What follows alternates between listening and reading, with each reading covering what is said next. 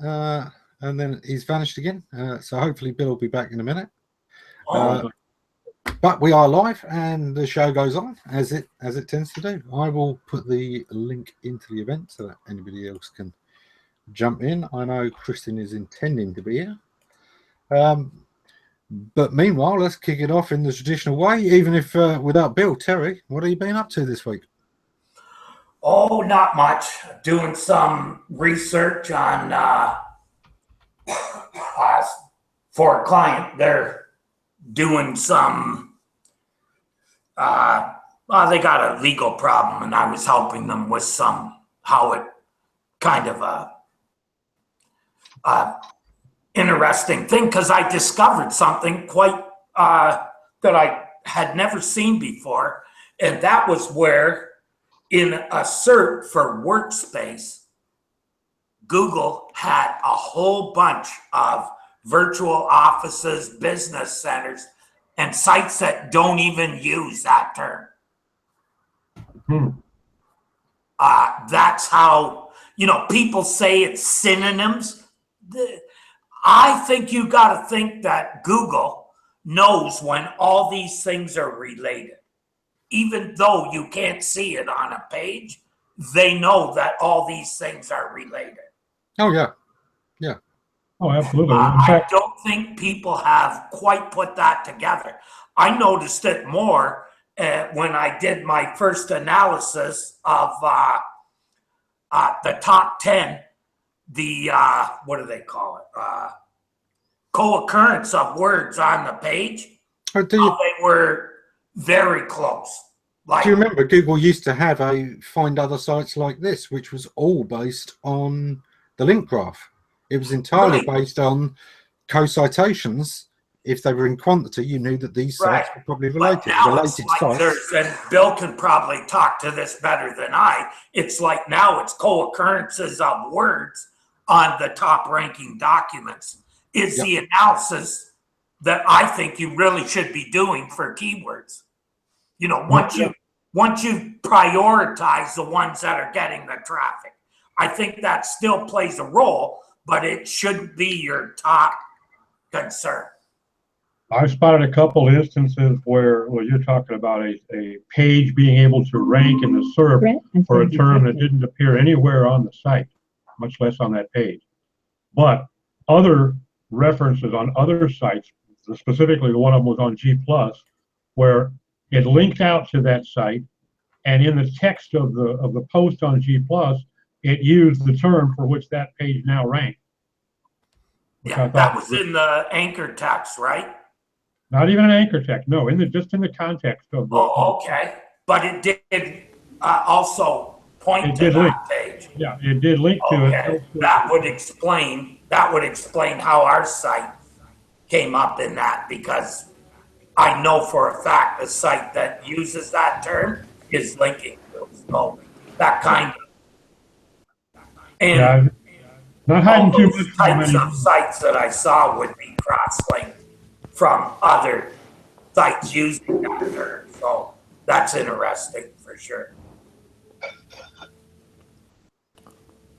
Yeah, I mean, the semantic analysis of everything is certainly there.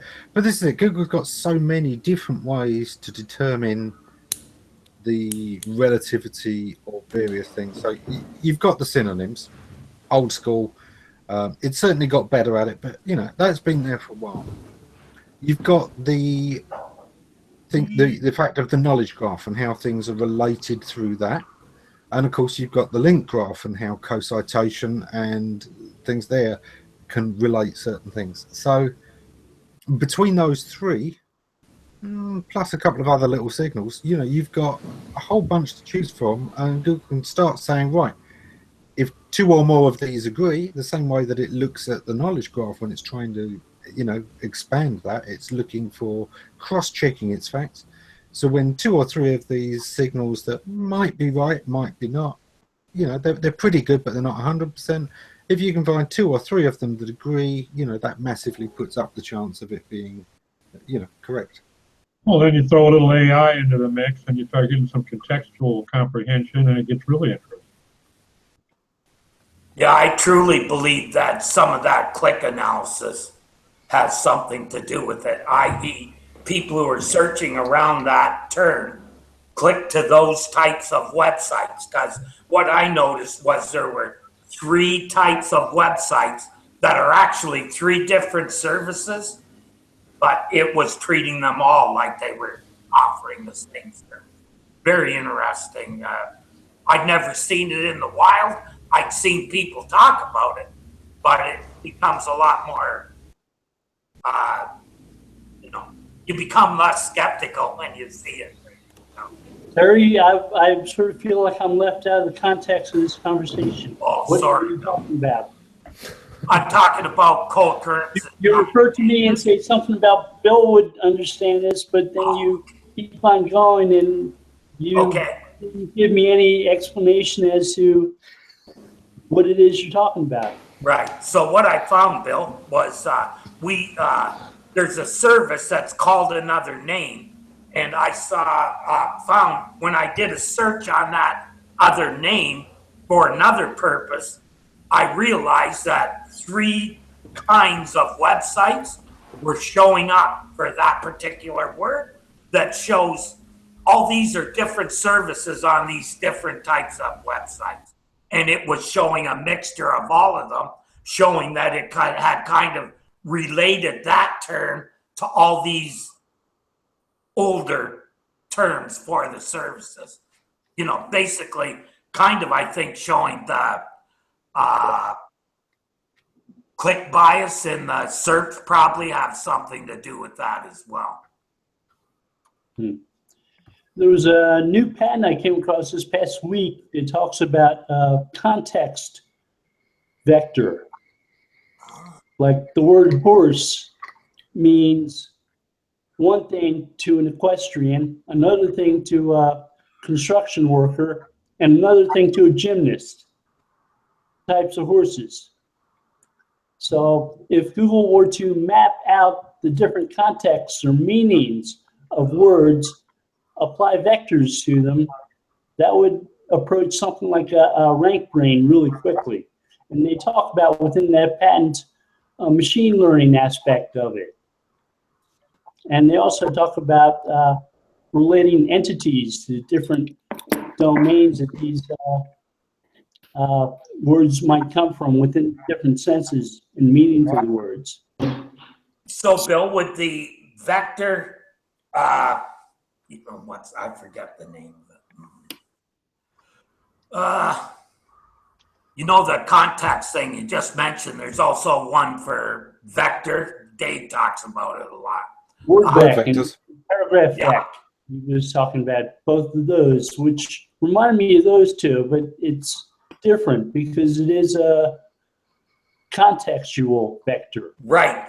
So it's understanding the different senses of individual words. Right. Right. So putting context with the words, basically.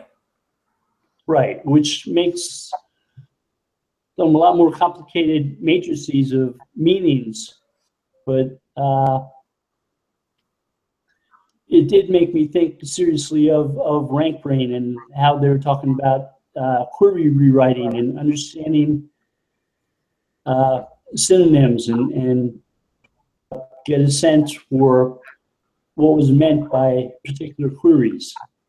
One of the things back in the original papers for PageRank, you'll remember that the damping factor, they could sometimes, instead of using a number, actually use a page, which gave some very interesting results. You could focus it around a particular topic by using a page on that topic as the sort of default value for all things. They say in the earliest PageRank paper or patent that this is a model. This is a random searcher model, but we could use actual real traffic. Yeah. We would apply things a little bit differently. It just strikes me that, the whole point of a contextual algorithm is basically to then use that in that kind of way as the seed and flavor all of the other results, flavor the link graph and the relevance graph by its relation to the contextual graph. Because right. I was thinking if rank brain is context, then when we were told that the two most important ranking factors were links and content, it was good to hear context put into perspective for that. Yep. And this is it. You know, we have said time and time again over the years that we've been doing this, that, you know, context is absolutely king. It changes everything. Years ago, many years ago, I worked in a tool shop, and I don't know if you've ever dealt with people in that field, but almost every tool has a nickname, and every profession has its own specific tools, and sometimes 3 or 4 different tools for different professions have the same nickname. One of the things is a frog. Now, a frog is commonly just a little loop that you can put your spanner into. That's a scaffolder's frog. But a carpenter's frog is a whole different thing, and a bricklayer's frog is a whole different thing. So even though they're all tools, and they can all walk into a tool shop, and believe me, they used to, and say, oh, I need a frog. They know what they need. You needed to know exactly which profession they were in first. So sometimes you'd look at them for clues, but other times you just have to say, yeah, okay, there's different frogs for different professions. Which profession are you in? And then they tell you, and you could deal with it. But, you know, it shows you how dramatically even very specific words can change according to the context. The context in that case being the profession that they wanted that tool for. Ammon, Are you? I was going to say, it always reminds me of understanding of things with, do you remember 4 candles? Yes.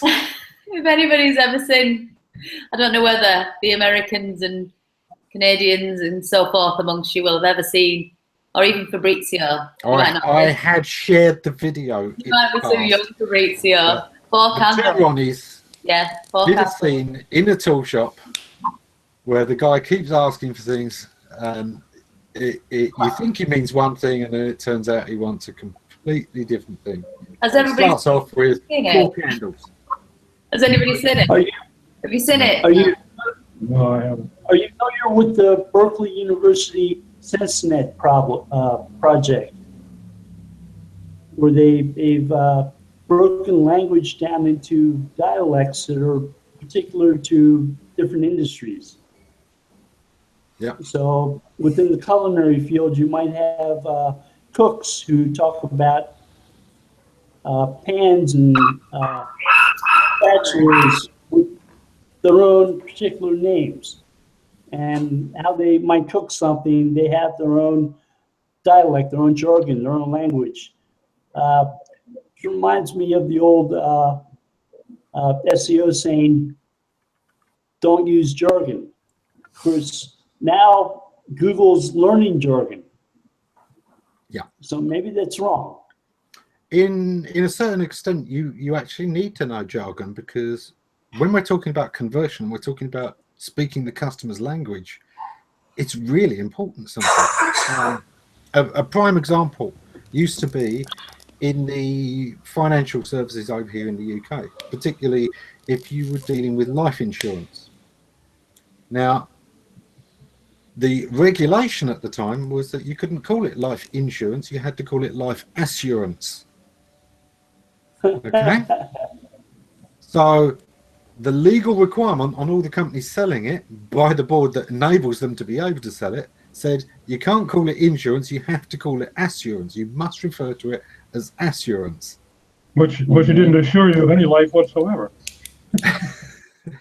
But it did mean that, you know, a lot of the companies had to use the term assurance, but of course the customers are still searching for the term insurance, and how you made sure that you suited both markets. And often they'd have a little disclaimer, you know, life assurance, often referred to as life insurance. So they were calling the product life assurance, but mentioning that it was often called life insurance by customers. Yeah, Right. little things like that. Legal website, and it was supposed to be a national database of referral attorneys handling DUI cases. And I said, okay, most states don't always use DUI to mean driving under the influence. They use driving while intoxicated or other phrases. Yeah. So you've got to learn state by state which each one uses and know that stuff. So they were having the attorneys from each of the states write content for each of the states, which I thought was a good thing, because if they had subject matter experts who knew what the language was, they were more likely to use the right language for the right places. Well, that's why the best writers are always the subject matter experts, as you said. You know, they just know their industry, and they say the right things, don't they? They know their audience, and they know all the technical terms. With the more technical, industries out there, that kind of can make the difference between somebody being seen as an expert and not. Right. I read a message once by somebody who was talking about our prison system, how to reform the prison system. And he wrote 20 paragraphs or so. I get to the last one, and he uses the word jail instead of prison, which led me to realize he didn't know what the difference between a jail and a prison was, which is important to know.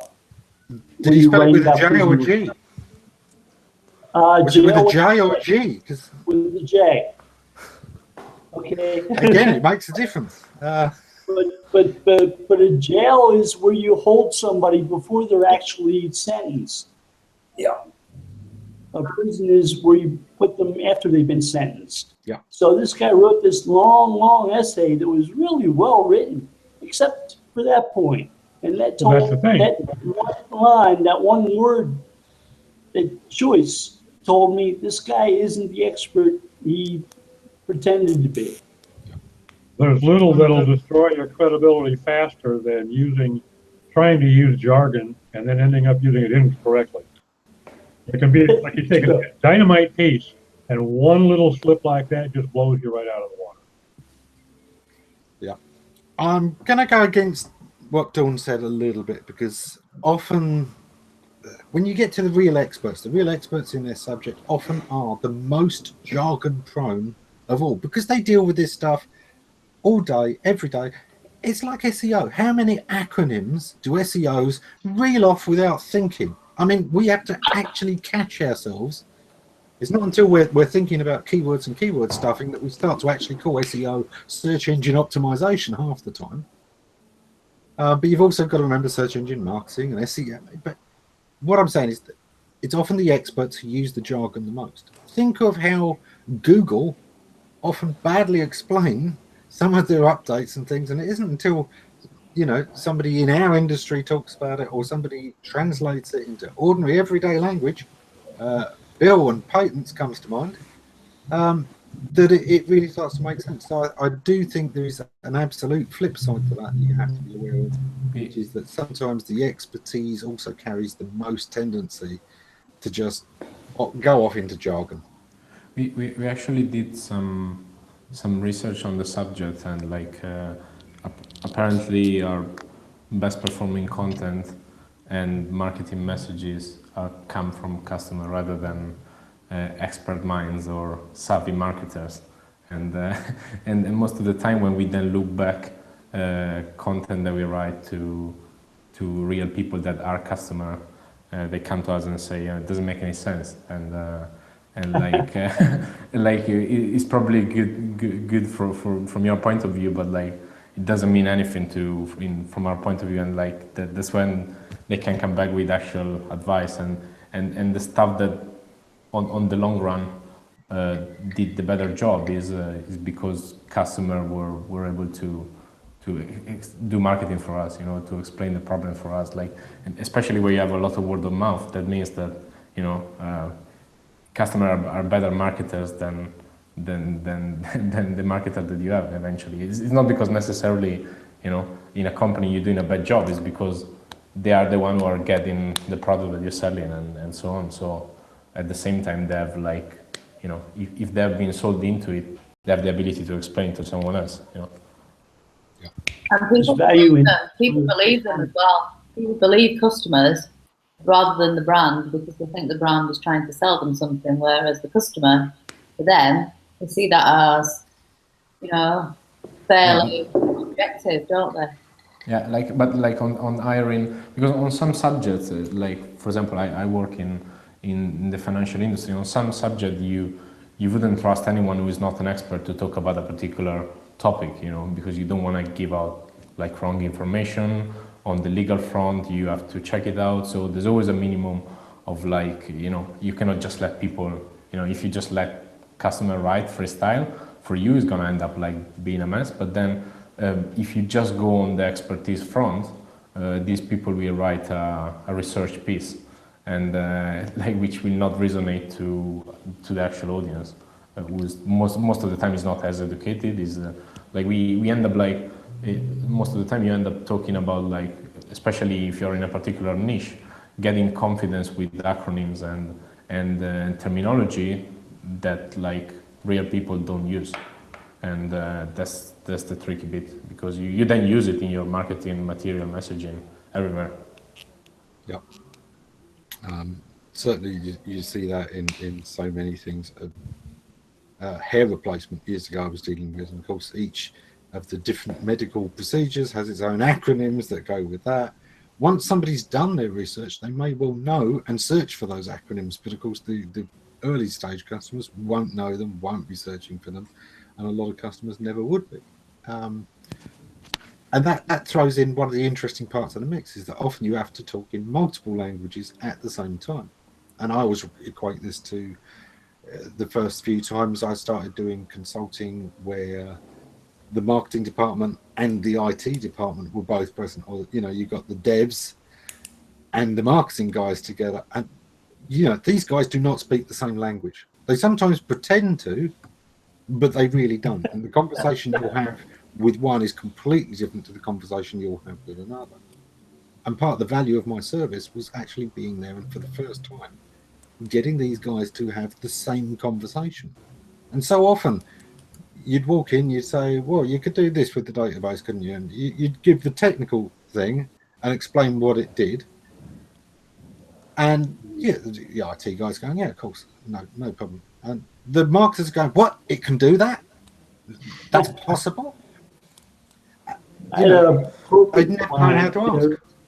Their SEO department was one guy from the IT department and one guy from the marketing department who would meet once a week, SEO for his site. And we taught them SEO, but we also taught them how to talk to each other, which I think was helpful.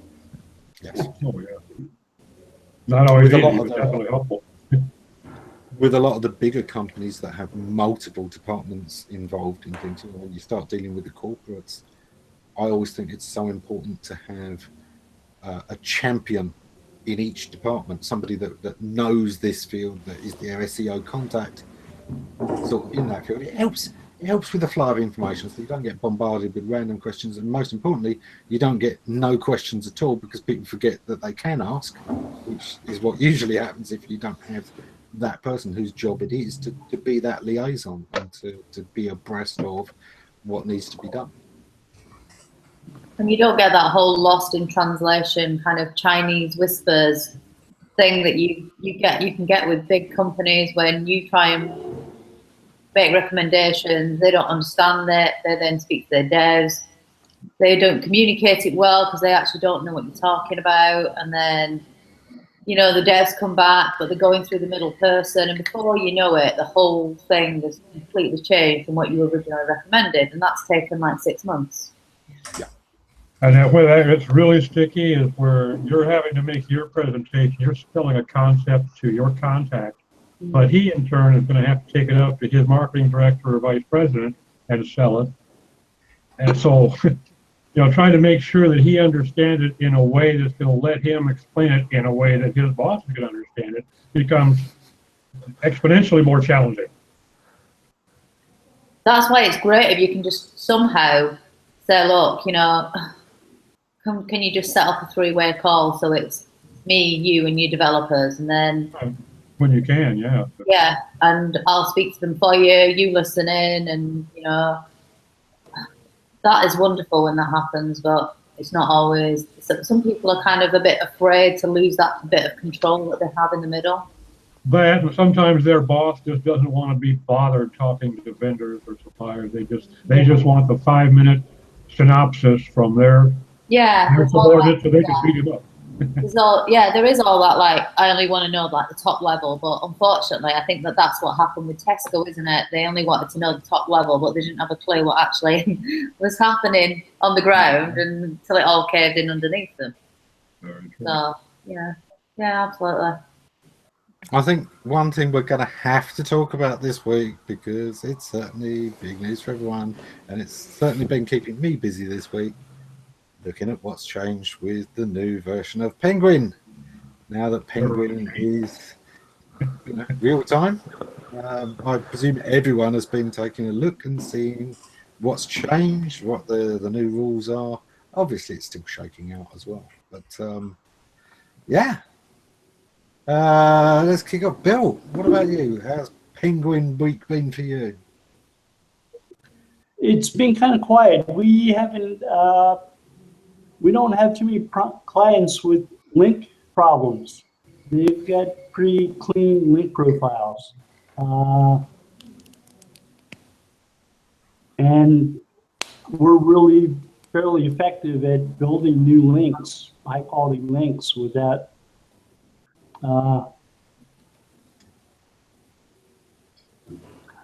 it's not something that's worried me to any degree. Fuck. Not right now, Terry, thanks. You just don't know where something's. Well, what's up, Terry? When the urge takes, it really takes, doesn't it? It's, I know what you mean, Bill, but it's one of those ones where I don't have any sites that are hit with a Penguin penalty, but I still want to know what's happening, how it works, whether this has increased the risk of people being hit with penalties in future, whether it's decreased the risk, and most importantly, if I want to take on clients at some time who do have issues with it, I need to know how to fix those before I get the client so that I can make a good pitch. Terry, what about you? Have you been digging into it at all? Looking at anything? No, I didn't have any clients that were affected, and my old clients that I did that kind of work with, I don't look at their stuff to find out. I haven't had time, actually. These days, I limit my research to what I'm getting paid for. Unfortunately, I don't have time for anything else. I'll ask everyone, but just throwing in the moment. But what I've found so far is that almost across the board, links seem to take a little bit longer to kick in. I'm seeing a kind of damping factor. It's like a link has a lower default value until it's been processed and said, yeah, this is fine. It's almost like a damping factor on links. Almost a sandbox, eh? I wouldn't want to call it a sandbox, but yeah. I was going to say there's something I spotted. It's quite old actually. On one of the patents, Bill's probably seen this actually. One of the patent drawings, and it's probably not related to this at all.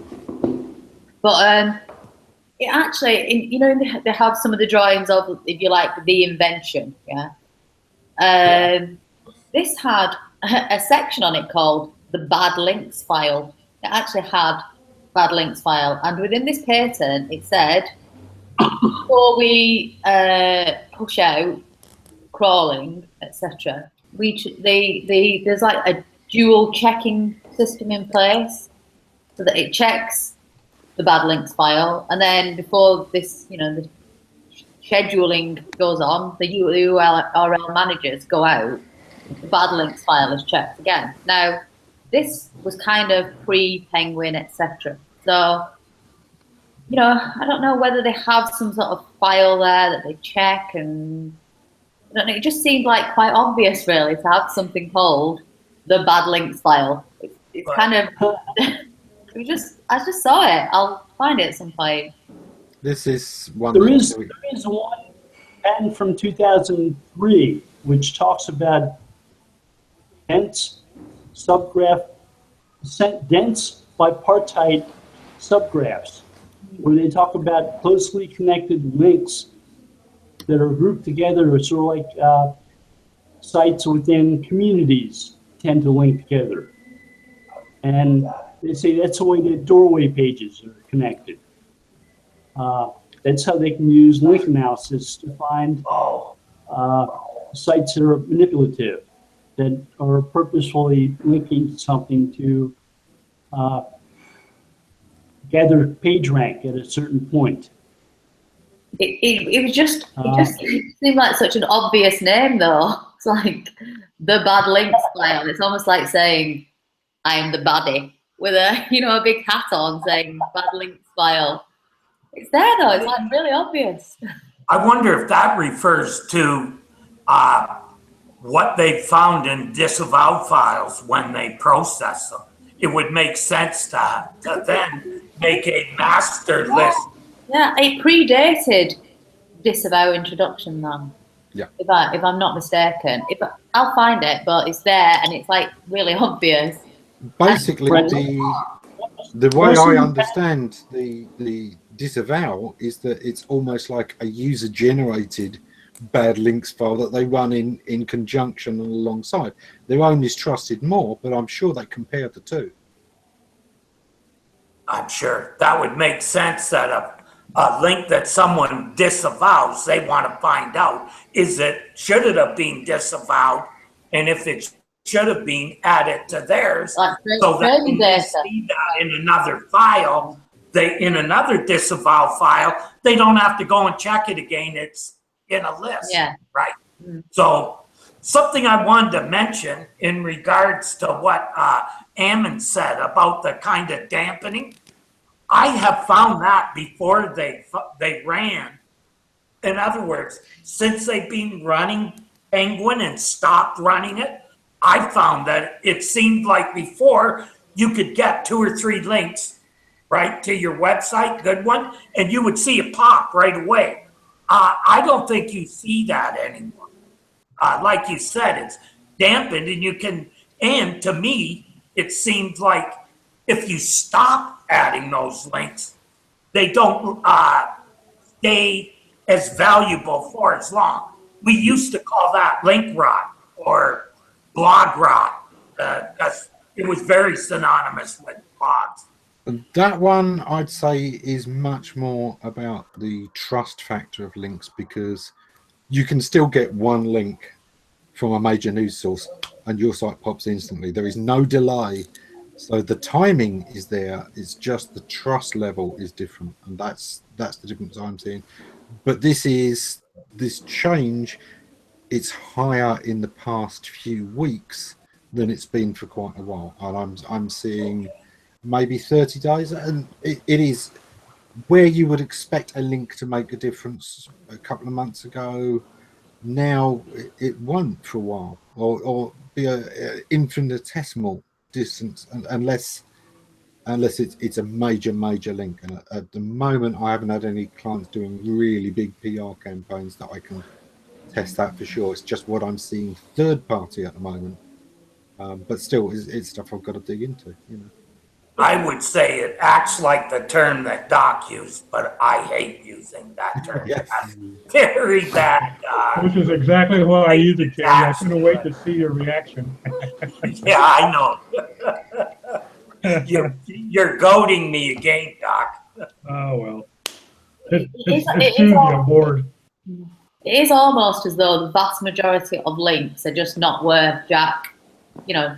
Yeah. Yeah. There's certainly something to that. A lot of the links that you can build are worth very little, and they always were. One of the things I've always said, when you're looking at the value of a link, look at how hard it would be for anybody else to earn it. The more exclusive that link is, the more you have to really work to get a link like that, the more it's worth. Always. That's where I've seen the real difference too, is trying to get onto a quality site is, not as easy as it was in the past. And, you know, in order to move the needle using the middle of the road stuff, it takes more of that to have the same effect. That's kind of what I'm seeing is it's a lot more work, to the point where I've looked at it. I want to promote a site and almost get all of my links that way. In other words, down the social channels, you know, natural promotion, being where my audience is, that kind of thing. And personally, Dave and I were saying it for years, that Google saw the link thing only worked for so long. It's just too easy to manipulate, especially when you've got a situation where each party can benefit by helping the other one. So it's not a vote. It's actually the best site is usually the one that has the best promoter. That's what it was before all these algorithm changes, was just the guy who worked the hardest on links. And that used to really bother me as someone who really said, I want to build the right and best content I can and get, you know, links. Come on. I thought that said bad links. And, well. Yeah, bad links. Bad links. Yeah, paid links. Yeah, I try to think like, okay, if I were like writing this for a mirror, I don't know, like what, I don't know, can read it. Have we moved into a bad neighborhood? Obviously. Go to bed with.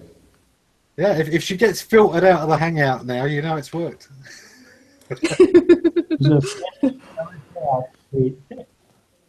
One of the things that I do find with earning links that are worthwhile still, PR, public outreach, doing stunts, doing things that will get you in the local paper in the right context is still so massive. You know, if you're involved in a particular industry, put on a free seminar or webinar for people and get a real celebrity speaker there to... You'll be surprised how many links that can pick up. And of course, they tend to come from very reputable news reporting sources, and those do have a much faster effect. Google is built to detect burstiness and to look for news. So making news seems to be able to, you know, get there in ways that otherwise can't.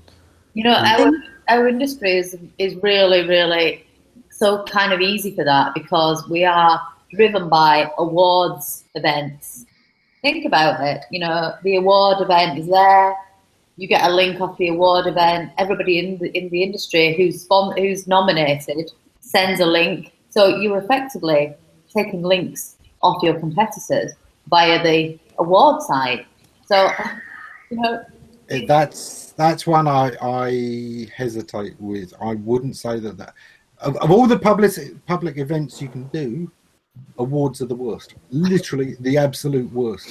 You'll get better results from volunteering for a soup kitchen and getting the local paper mentioning it, because the oldest link schemes in the world, the first forms of bad links were to set up award schemes, and Google are still very, very sensitive about it. So that's one I would say. It's great for the referral. It's great for the fact that people can see this is an award-winning company. For the link, no. I want to take this off real quick. I wanted to take it off because I want to mention John. What? You've just disavowed your hat. All the bad links are gone. In the name of John, our friend John, and his wife Marilyn, but I can't remember their last name right now for some reason. More. Yeah, thank you. Well, they did like volunteering with the Oceanside City of Commerce. I've never looked into that, but that would be really interesting to have him come on and share. Yeah. Unfortunately, often these days, Chamber of Commerce's themselves don't make that much news. You know, the local papers don't think most people are interested in that kind of thing. But when the local Chamber of Commerce does something that matters to the community and gets involved in community things, yeah, it can be huge. It really can. But I would say, you know, doing things for the community, even if it's as simple as, you know, volunteering to a local church, clearing up a local park, sponsoring something, those are the kind of things that can get in the local paper very, very easily. And it kind of gives a real world context to the company that other forms of links don't. It's very easy to... It's the trust as well, the fact that there's quite a lot of trust comes from either links or any kind of mention from the likes of, you know, known charities and, you know, things like churches or whatever, things that are not looking for massive profitable gain. Right, like charitable acts. Yeah, charitable acts. I think, again, we're going to add in the same, you know, little warning to people that there is about guest posting. To Google's point, if you are building links, you're doing wrong. Google don't mind you doing things that have a chance to pick up links, but literally anything you do where a link is guaranteed, that to Google's mind is just link spam. There is no such thing as white hat link building. There really isn't. You know, any company that claims to be white hat and has a link building service isn't white hat, because if you know you can build those links, then they're bad links to a large extent. That's why I sell outreach services, not link building. They're two different things altogether. Yeah. Outreach isn't even guest posting, in my opinion. I guess this was the solution that like SEO people came to when they were dealing with companies that had either a shit product that no one would talk about, or a poor PR team that was not able to get stories out there. Like the thing with like, yes, in some cases you may be able to build more targeted links, but we, for example, we don't build a single link, and our link profile is pretty okay. We have a PR team, yes, but none of the PR team like is currently looking at what we do in search, and even with content, like, even though yes, you would get probably slightly benefit by trying to build links, but like as you said, the easier it is, like even with PR in some market, it's not easy to get stories across if the story is not good enough. And similarly to link, you know, you would be able to place that link and that story in a poor website or in a place where it doesn't really matter. And similar, that's how Google would eventually see this. And yeah, but like, to be honest, like one thing that like I was glad with this is that eventually people will stop talking about penalties, because somehow it's blended into something that they will not understand enough to, up until to the new rank brain, you know, they will not mention it. But like, unless you were dealing with a site that has got any penalty or heavily relies on link, like in this week I haven't changed, and I'm not planning to change anything what we have been doing. Like building a good website with good content is still more important than like than spending time figuring out how you can get one more link out of it at least. It's going to be interesting. You've got a little bit more faith in people than I've been left with. I don't think this will stop the conversations about penalties. I think it will triple them, because I think anything goes wrong with the site now, there's lots of people going to be, oh yeah, it's the new Penguin, because there's so little data on it, there's so little known about it now, that how's anyone going to disprove that? Well, and because they did so much at once, it'll be even harder now to see what had happened. When you see a change in the search, it's going to be that much tougher to determine what might have been behind it. Yeah. So yeah, you're right. It's going to be a lot of finger pointing. They're going to blame it on the Penguin. They'll blame it on Donald Trump. They'll blame it on the climate change, something. You know, it'll never be their fault. Hey, don't forget Possum as well. Don't forget Possum. Oh, well, I blamed something on Possum the other day, and Terry came right down the middle of me. Probably yes. It has increased the chance of those people. You know, if before they had like once a year to do a spam email telling about the new Penguin, now they can spam it all year long, because it's not seasonal anymore. Like they don't have the chance once in a while, but it's always on. But, yeah. I'm already seeing people complaining that Penguin hasn't kicked in yet because they were so determined that their site was going to be cleared up with the next Penguin update that now it hasn't. Because they probably didn't have a Penguin issue in the first place. It's Penguin hasn't kicked in yet, rather than thinking, okay. Well, people don't understand. There's an authority hit too, and with Penguin or anything to do with links. If you think you can manipulate the link graph to the point that they slap you around and it's not going to affect your authority, then you really don't understand authority. Well, I definitely think, we were talking about the bad links file earlier. I would think that parts of that Penguin algorithm would certainly be using that and writing new sites into that in the same way that we're saying that a disavow would be checked. I certainly think that, there is a thing that's algorithmically adding things to that bad links file, and that Penguin is one of those triggers along with disavow files. Those are both things that trigger a check. Right, and what's the easiest way for them to adjust or dampen an entire site? Get the authority. And that was the first clue when me and Dave were looking at it is, well, this isn't just affecting the pages that were affected by Penguin, it's affecting the whole website. So it's got to be authority. Well, in a way, but imagine that one of the effects is it doesn't trust your links anymore.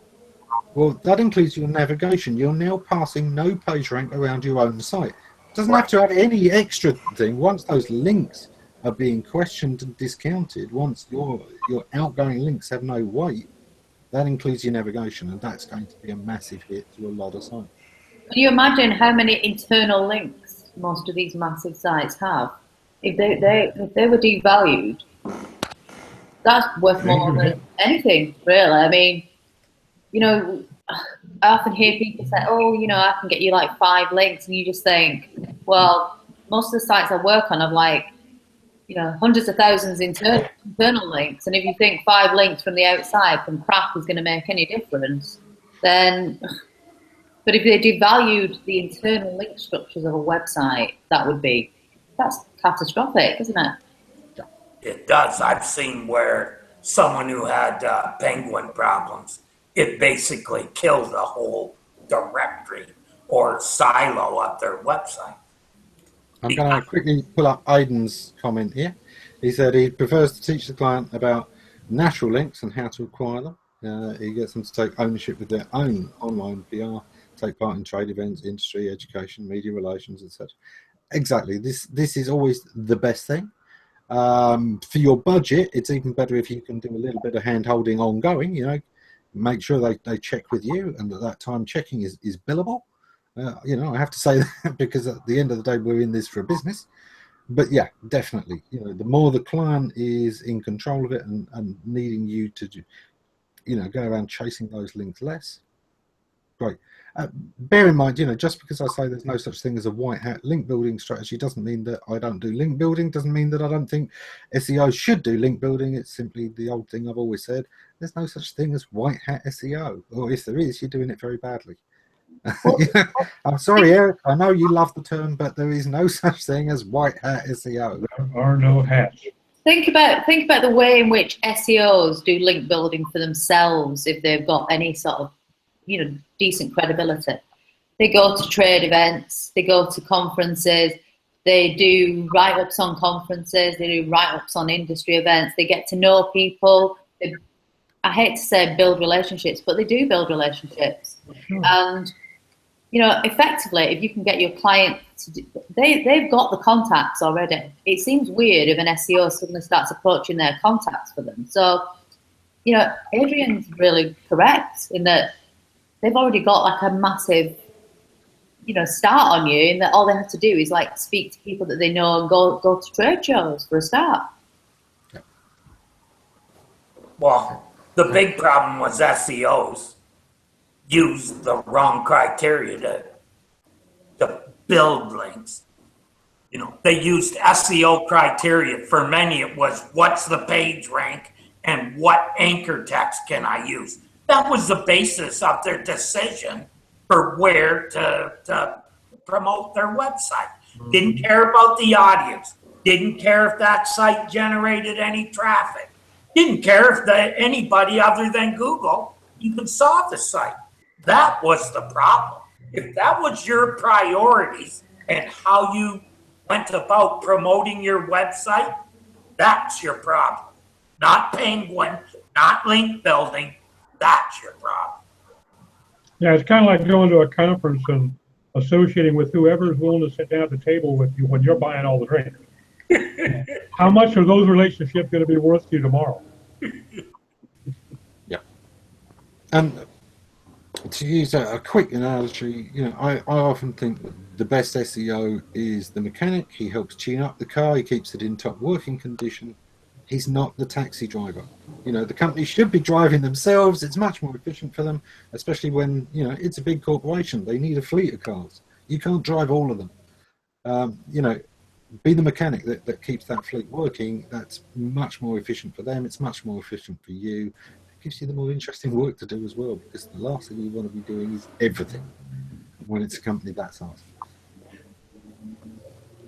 We are in the last 10 minutes, so for once, let's take a leisurely look around what everyone is up to next week rather than trying to rush through it, which always takes us 10 minutes anyway. Bill, what are you up to this coming week?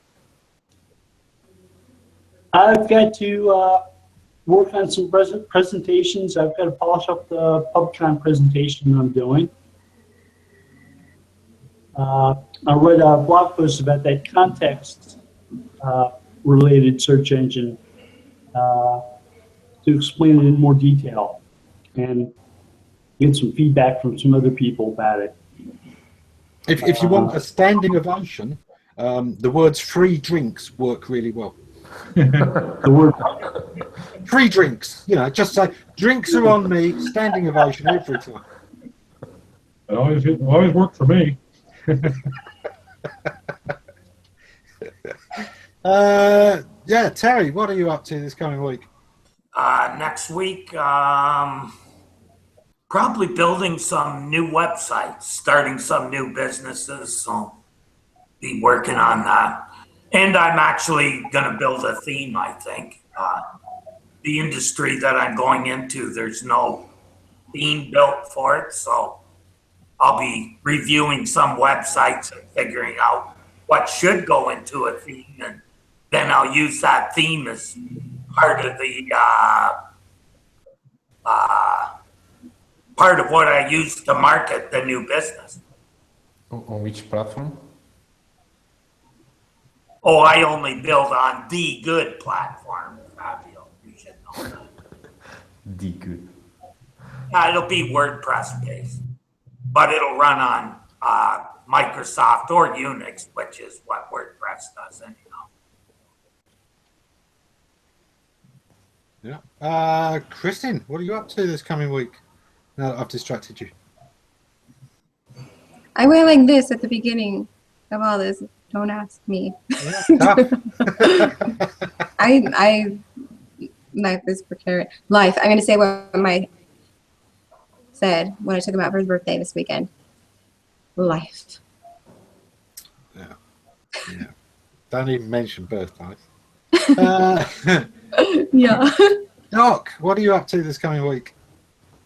I'm in the process of wrapping up one site audit and getting ready to kick off another one, and trying to lay out the groundwork for 2 new campaigns. And all of the site work that I was going to do on our own sites has suddenly gone into the back burner. Yeah. So in my spare time, I'm trying to explain to Mama why I'm not going to paint that door this weekend, or I'm not going to do that with you tomorrow, which has made me very popular. Can you explain that phrase for spare time? I've not heard of this thing. What is it? Exactly. It's a rare concept that I think is totally obsolete.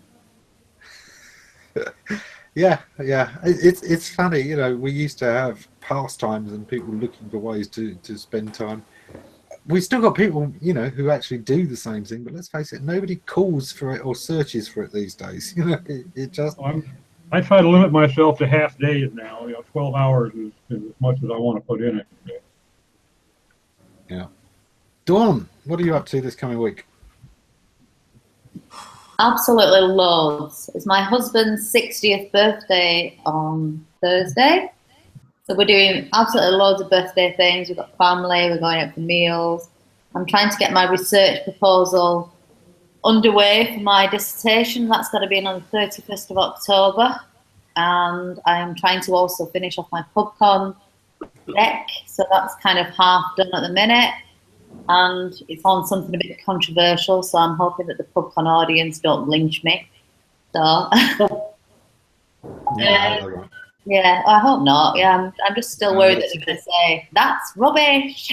You may get a few of those because it's one of the bigger events in the US now, and of course that means that it's got, you know, the biggest range of people there. But you've got some really good. I know. I'm hoping that everything I say is going to have quite a lot of evidence. I'm like making sure everything that I say has got like loads of evidence to support it, so it's not just me going off on one.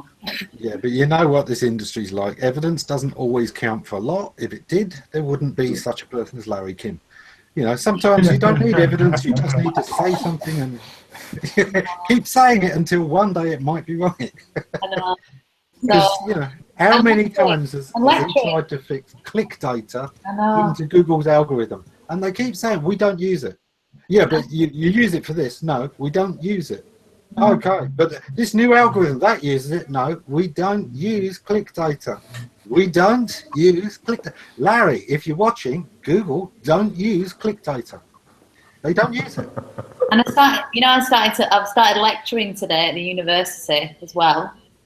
So I'm having to like put together all the lectures for the next like 6 weeks. So I live my life in PowerPoint at the moment, which I hate and which I'm absolutely rubbish at.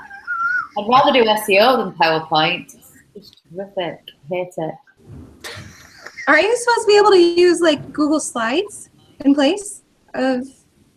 Did you? Oh God, I'm sure I'll be rubbish at that as well. Design. To do with design, I just hate it. I can't stand it. It took me about an hour to turn a triangle around last night on PowerPoint. Oh, this is awful.